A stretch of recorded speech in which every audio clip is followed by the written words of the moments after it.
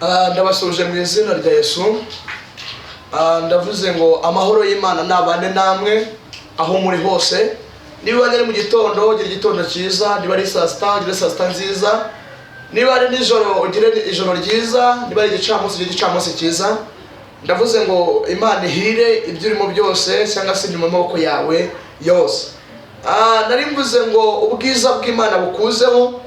Niba urwaye Imana igukize, niba wari udafite akazi Imana iguha akazi, nawe ugafite Imana igukomerezemo, kandi nawe ubuze amahoro mu mutima yaguhe mu izina rya Yesu.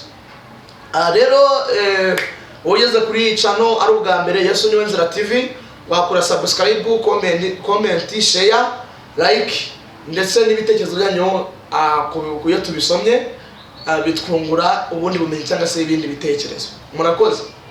Rero amazina ajya ku bantu batanzi ni Ntakirutimana Elia, ndi umugabo, ndubatse mfite umugore umwe n'umwana umwe, amazina y'umugisha ni Papa Gift. Maze iminsi mbwira abantu ko Imana yanyiciye umwaku abazimu bakabura. Imana iduha n'umugisha rero mu izina rya Yesu. Murabona rero ko ndi umusige ndi umupapa usobanutse, nsige ndi umupapa rwose uri mu mwuka w'Imana, kandi Imana yagurukije mu gihe nk'iki ngiki kugira ngo ayivugire.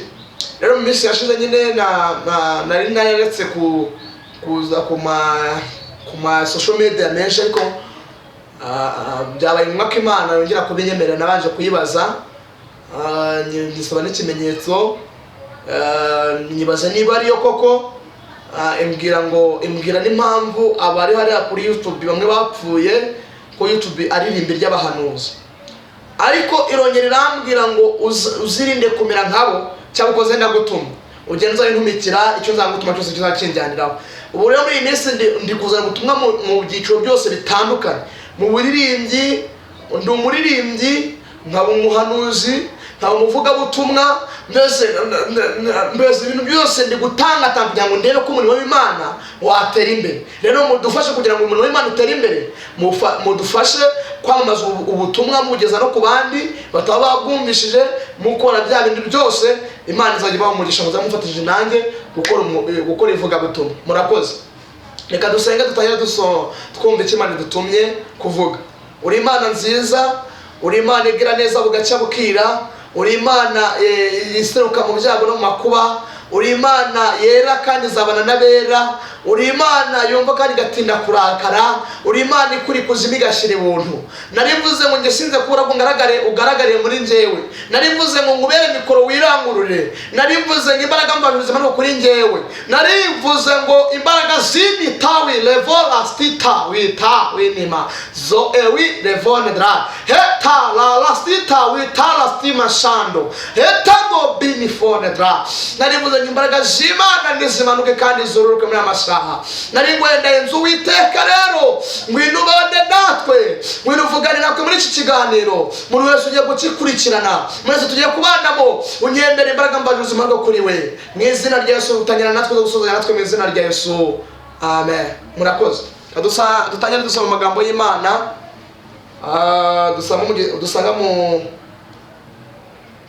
dutangire dusoma ijambo ry'Imana dusanga mu gitabo cy'Ingoma za Kabiri, ibice ni 20, umurongo waho w'icyenda. Aravuze ngo niduterwa n'ibyago, ari inkota cyangwa igihano cyangwa mugiga ndetse n'inzara, tuzajya duhagarara imbere y'iyi nzu n'imbere yawe, kuko izina ryawe riri muri iyi nzu. Tugutakambire uko tuzaba tubabaye, nawe uzumva utabara. Reka tubasubiremo 9. Aravuze ngo nitugerwaho n'ibyago, ari inkota cyangwa igihano cyangwa mugiga ndetse n'inzara, tuzajya duhagarara imbere y'iyi nzu n'imbere yawe, kuko izina ryawe riri muri iyi nzu. Tugutakambire kuko tuzaba tugutakambire ko tubabaye, nawe uzumva utabara. ya aya ni amagambo meza. Icyo Yehoshafati yari yaratewe n'abami bagera muri 4, yari yaratewe. Birangira amaze guterwa, hari isezerano Imana yari yahaye Abisiraheli. Reka mbabwire ubundi abantu dusenga dufite isezerano ko tufite kwizera kungana n'akabuto kitwa sinapi. Twabwira umusozi ugashinguka ugatabwa mu nyanja. Ikintu tubura ni iki ngiki, turi gusenga pe, n'ukwizera turagufite, ariko dufite ibyaha. Impamvu ibyago biri kuza abanyamasengesho twasenga ntibiveho ni iyi, nuko turi gusengera turi y'ibyaha. Impamvu inzara iri kuza yatera abanyamasengesho basenga ntiveyo nzara ni iyi, nuko turi gusengera ubusambanyi. Impamvu ibyorezo biri kuza byatera abantu basenga abakozi b'Imana bahanuza bavuga ubutumwa bw'abapasiteri basenga ntibigende ni iyi, turi gusengera hejuru y'ikizira. Bibiliya ivuze ngo nitugerwaho n'ibyago, tukagerwaho n'amakuba, tukagerwaho n'inzara, tukagerwaho na mugiga, tukagerwaho mbese n'ibyorezo bitandukanye, ngo tuzararame turi mu nzu y'Imana cyangwa twagiye gusenga turebe mu ijuru. Imana ngo izatwumva, mbese izatwumva ngo nayo izidukize bya byaha. Hari ijambo rigeze nasoma muri Yeremiya ibice 5 niba 5:2 niba ntibese, niba mugende mu miharuro y'i Yerusalemu mu ndebere, nimuhasanga umukiranutsi umwe cyangwa babiri, aho hantu nzaharengera. Reka mbabwire baroko, reka mbabwire bene data, Imana ibonye mbese tugize kwihana, tugize kugarukira Imana, tugize gukorera Imana tuyitinya, tugize gukorera Imana tutayimenyera, Imana nukureka mbabwire nta cyago cyawe n'inzara yagera. Bibiliya ivuze ngo abo bene abo ngabo ngo bari bafite ubushobozi bwo guhindura amazi amaraso b'abanyamasengesho. Ubundi muri twe twibitsemo ubushobozi, muri twe bwarimo ubushobozi bwo kubwira inzara ngo niveho, tukavuga ngo uhereye umunsi wa none turavuze ngo inzara niveho. Bibiliya ivuga ngo Eliya yari umuntu nkatwe, ngarategeka avuga ngo imvura ntihagarara, irahagarara. Ikintu tubuze ni ugusenga dukijijwe neza. Ibyago dufite ubushobozi muri twe, twibitsemo ubushobozi, tufite ubushobozi bwo kuvuga ngo uhereye umunsi wa none, uhereye umunsi tutavuze ngo imvura nigwe ikagwa. Dufite ubushobozi bwo kuvuga ngo inzara ntihagarara igahagarara. Dufite ubushobozi bwo kuvuga ngo uhereye umunsi wa none ibyorezo runaka turabihagarika bigahagarara. Ahubwo ikibura n'icyo ngo dukoresha ubu bushobozi dufite.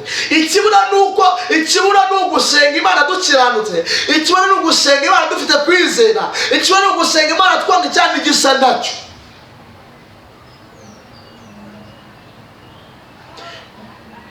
Ubundi reka mbabwire, Imana nyongora akantu gakomeye. Yarambwiye ngo uko abantu bazaba bagenda birara basinzira niko izagiteza ibyago.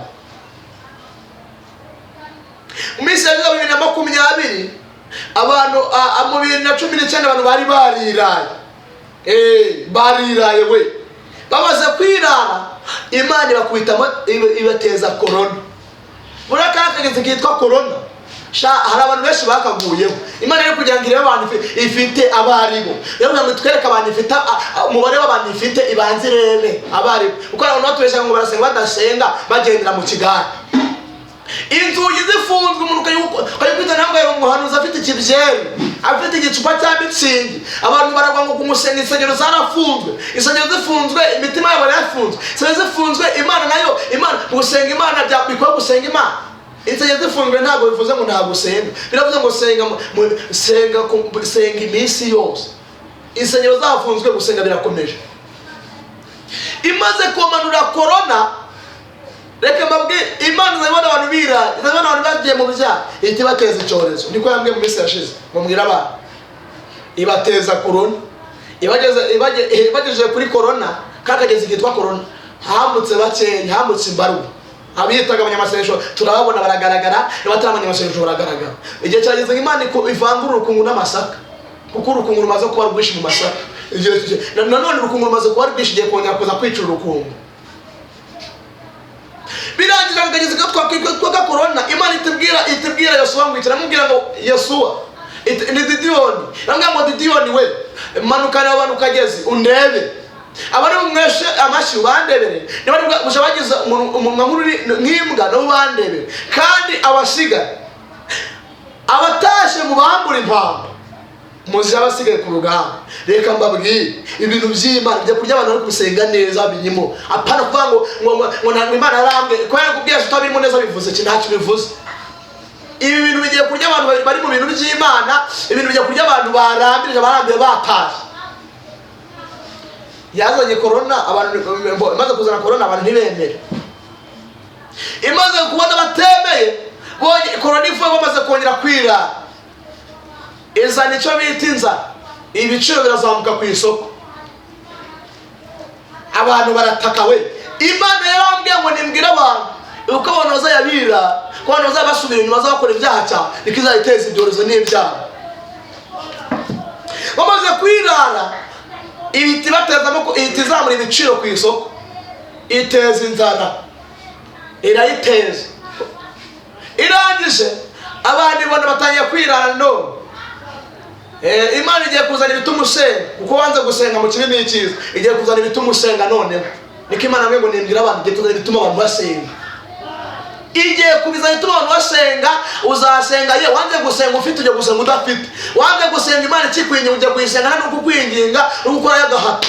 Ugiye gusenga ku kibi n'icyiza. Wanze gusenga ugifite abagufasha gusenga, ugiye gusenga wisengesheje wijyana mu musozi, n'umusozi ugiye n'ujya bagufata bagufunga gukandira gukubite, mbese ugiye gusenga. Ugiye gusenga reka bikosha. Irangije ibonye abantu inzara itabagezeho, iteza kuzamuka kwa essence. Umukire yabari muri block bati Mana yanjye ndasenze Mana essence, ngo nayisenze ayisenze Imana ubwo amasesho amatakira ngo Imana irayumvishije. Hari abantu bajya gusenga amasesho amatakira ngo Imana ntiyumva bakina ku mubyimba, ibyo batinyaga bibagezeho.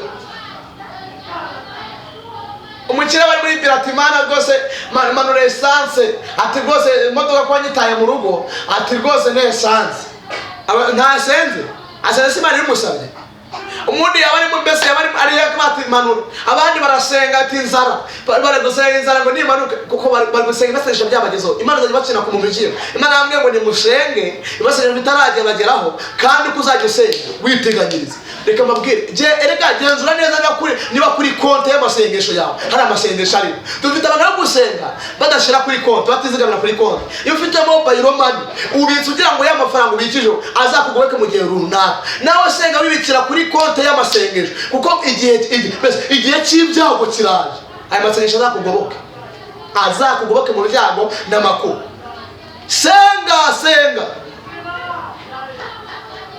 biratubuye ngo ibyago nibiza, ngo iyo shafatira gusenga abwira Imana n'ibyango watubwiye ngo ibyago nibiza, amakuba kaza, mugigi kaza, inzara kaza, mbese bigatera ibyozo bigatera, ngo tuzarabe turebe wa mwijuru tugusenga, muzatwumva dutabara.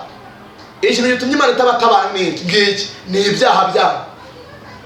Ibyaha by'abanyamasengesho, ubutinganyi bwinshi mu banyamasengesho, ibi byaha iyo bitumye Imana idatabara abantu. Imana iza gutabara umuntu ajya kureba mu biganza igasanga harimo amaraso, hari umukobwa aravanye minda, yajya kureba igasanga yavanye minda, yajya gutabara umugore igasanga yaciye inyuma y'umugabo we, akamuca inyuma ntarengwa n'umugabo we. Yajya gusanga igasanga abantu igiye kumuha promotion yo mu kazi igasanga aryamanye n'umukoresha we, kugira ngo amuhe promotion Imana igasanga arirwane. Yajya kumukorera ubukwe igasanga yaryamanye n'umugabo we bakoze ubukwe kera, gusa Imana gukora ubukwe buciye ubundi. Impamvu Imana itari gutabara abantu ngiyi ni uko bari kwirwanira bakicira inzira. Mundi mugambi Imana nta muntu ucira inzira, mugambi Imana wicira inzira. Tugiye gusenga Imana, mureke dusenga Imana. Hari abumvishe watsinzwe nanze jambo rivango senga Imana. Uyo mbese senga Imana itagerwaho n'ibyago n'amakuru, kandi ugarukira Imana umutima wawe ubumwe n'Imana, kuko no itakiriza gutabara. Mureke dusenga. Imana yacu, Imana ikomeye, Imana rubasha, Imana igira neza bugaca bukira. Yamasanda senze twumvishe ijambo rya muri aka kanya, nimerogere neza abantu bawe nyemera ugire neza ubwoko bwawe banamaze kumvira ijambo bambika imbaraga bamana bafata bakomeze bamutse mutera imbaraga mu izina rya Yesu bapfaga bakazuka none ndimo mbingingira n'abamo mu imbaraga z'Imana kuri bo nyemerera wera akanya ubutabazi bwawe ubutware bwawe buze kuri bo mu izina rya Yesu Kristo w'i Nazareti amen. Imana ibagirire neza mu izina rya Yesu. Shalom nakagaruka. Shalom.